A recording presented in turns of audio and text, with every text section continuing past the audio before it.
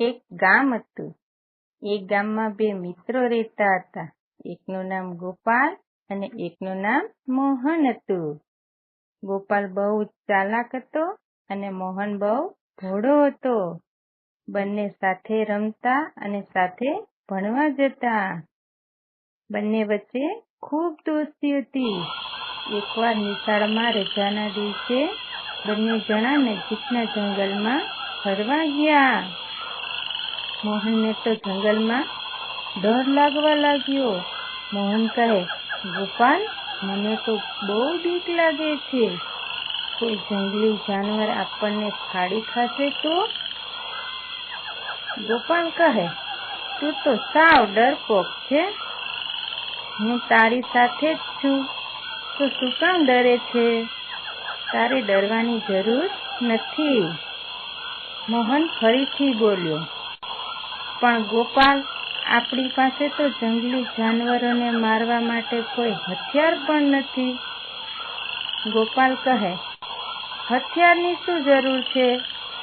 આપણે બંને જોરથી અવાજ કરી એને ભગાડી દેશું. બંને મિત્રો આમ વાતો કરતા કરતા થોડું આગળ ચાલ્યા.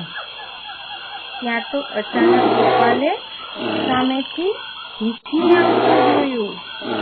ગોપાલના બધા જ બણગા હવામાં ઉડી ગયા અને તે તો રીંછને જોતા જ તેના મિત્રની પરવા કર્યા વગર પોતાનો જીવ બચાવવા પાસેના ઝાડ પર ચડી ગયો. મોહને રીંછને નજીક આવતું જોઈને તેના મિત્ર ગોપાલને બૂમ પાડી, ગોપાલ, મને બચાવ, નહીંતર રીંછ મને ખાઈ જશે. પણ ગોપાલ તો ઝાડની ઊંચી ડાળીમાં પાંદડાની ઘટામાં સંતાઈ ગયો. મોહનને ઝાડ પર ચડતા નહોતું આવડતું. એથી એ તો વિચારવા લાગ્યો, હવે શું કરવું? પણ ત્યાં જ મોહનને એક ઉપાય મળી ગયો. તેણે શું કર્યું? પોતાનો શ્વાસ રોકી જમીન પર મરદાની જેમ સૂઈ ગયો. ના હાલે કે ના ચાલે. થોડી વારમાં રીંછ મોહનની નજીક આવ્યો. તેણે મોહનના શરીરને સૂંઘી જોયું, પણ રીંછને થયું કે આ તો મરેલો છે, એટલે તે ત્યાંથી જતું રહ્યું.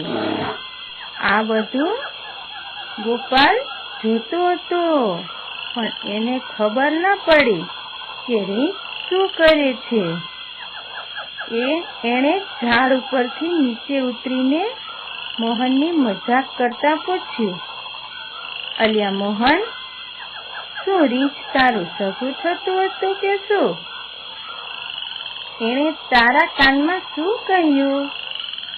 મોહન કહે, રીંછે મને શિખામણ આપી કે મુશ્કેલીમાં સાથ છોડી દે એનો કદી વિશ્વાસ કરવો નહીં.